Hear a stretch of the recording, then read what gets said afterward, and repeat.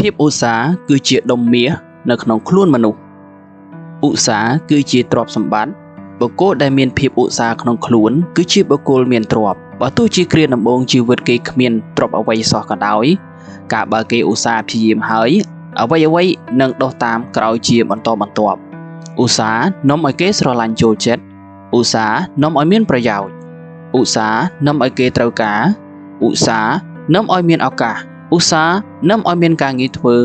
ហើយនឹងឧស្សាហ៍នាំឲ្យមានការងារជោគជ័យក្នុងជីវិតក្មេងប្រុសឧស្សាហ៍ម្នាក់ស្ត្រីម្នាក់ត្រូវការជ្រើសរើសអ្នកបម្រើជាច្រើនអ្នកដើម្បីបម្រើគ្រួសាររបស់ខ្លួនតែមានលក្ខខណ្ឌគឺជ្រើសរើសតែមនុស្សណាឧស្សាហ៍ប៉ុណ្ណោះអ្នកណាខ្ជិលកុំដាក់ពាក្យមកបម្រើឲ្យសោះប្រយ័ត្នត្រូវពិន័យប្រាក់វិញមានគ្រួសារក្រីក្រមួយនោះមានកូនដល់ទៅ12នាក់ដោយឮដំណឹងថាសេដ្ឋីប្រកាសជ្រើសរើសអ្នកឧស្សាហ៍ព្យាយាមឲ្យទៅបម្រើខ្លួនក៏បានបញ្ជូនកូនប្រុសម្នាក់ដែលឧស្សាហ៍ជាងគេនៅក្នុងគ្រួសារឲ្យទៅធ្វើការបម្រើសេដ្ឋីដើម្បីបានប្រាក់ខែចិញ្ចឹមគ្រួសារក្មេងប្រុសកាលបើបានមកបម្រើសេដ្ឋីហើយគឺគេរឹតតែមានការឧស្សាហ៍ព្យាយាមធ្វើកិច្ចការសពគ្រប់សារពើមិនថាធ្ងន់មិនថាស្រាលតូចធំយ៉ាងណាក៏ដោយមិនយូរប៉ុន្មានក្មេងប្រុសបានធ្វើឲ្យសេដ្ឋីស្រឡាញ់ពេញចិត្តគិតពេកក្រៃគាត់ចង់ឲ្យក្មេងនោះនៅបម្រើគាត់ឲ្យបានយូរបំផុតប៉ុន្តែថ្ងៃមួយមានព្រះរាជាហៅសេដ្ឋីទៅជួបហើយស្នើឲ្យសេដ្ឋីជួយជ្រើសរើសអ្នកណាដែលមានភាពឧស្សាហ៍និងនៅវ័យក្មេងផងឲ្យមកធ្វើជាអ្នកបម្រើផ្ទះរបស់ស្ដេចសេដ្ឋីរកនឹកពុំឃើញថាគ្មានអ្នកណាឧស្សាហ៍ជាងក្មេងប្រុសនៅផ្ទះគាត់សោះសុខចិត្តគិតថាបញ្ជូនក្មេងមកថ្វាយស្ដេចតែមានការសោកស្ដាយហើយបើកុហកលាក់បាំងនឹងស្ដេចខ្លាចក្រែងមានទោសដូច្នោះក៏សម្រេចបញ្ជូនក្មេងឧស្សាហ៍នោះមកថ្វាយស្ដេចស្ដេចទទួលយកក្មេងប្រុសទៅពិសោធន៍រយៈពេល3ខែឃើញថាក្មេងប្រុសពិតជាឧស្សាហ៍គឺថាស្ដេចតើនមិនទាន់ក្មេងនោះទេក្រោកពីព្រលឹមមុនគេធ្វើការញាប់ដៃញាប់ជើងលឿនរហ័សទាន់ចិត្តឥតទាស់ត្រង់ណាគេបានជួយកិច្ចការផ្ទាល់ព្រះកាយរបស់ស្ដេចជាច្រើនតែម្នាក់គឺអាចធ្វើការស្មើមនុស្សដល់ទៅ100នាក់ឯណោះ7ឆ្នាំកន្លងផុតទៅក្មេងប្រុសបានក្លាយជាបុរសម្នាក់ធំពេញរូបរាងគេនៅជាប់ជាមួយស្ដេចជាប្រចាំប៉ុន្តែស្ថានភាពនៅឯនគរមានភាពវឹកវរច្របូកច្របល់យ៉ាងខ្លាំងព្រះនគរដតីបានលើកទ័ពមកឡោមព័ទ្ធវាយយកនគររបស់ស្ដេចធ្វើឲ្យព្រះរាជាមានការព្រួយបារម្ភយ៉ាងខ្លាំងស្ដេចបានកោះហៅទីប្រឹក្សាទាំងអស់មកជួបជុំបន្ទាន់ដើម្បីត្រិះរិះគំនិតរៀបចំផែនការទប់ស្កាត់សត្រូវពួកទីប្រឹក្សាបានថ្វាយយោបល់ទៅស្ដេចជាច្រើនលើកច្រើនសារតែនៅតែធ្វើសង្គ្រាមតទល់មិនឈ្នះសត្រូវពេលនេះដោយមើលឃើញថាទីប្រឹក្សា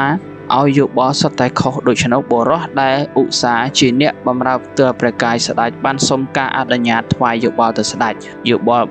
របស់បុរសឧស្សាហ៍ធ្វើឲ្យស្ដេចឈ្នះអស់ខ្មាំងសត្រូវបន្ទាប់ពីទទួលបានជ័យជំនះហើយស្ដេចនឹកឆ្ងល់ថាតើហេតុអ្វីបានជាបុរសបម្រើមានប្រាជ្ញាឆ្លៀសវាងវៃជាងទីប្រឹក្សារបស់ព្រះអង្គទៅទៀតទ្រង់ក៏បានហៅបុរសនោះមកសាកសួរ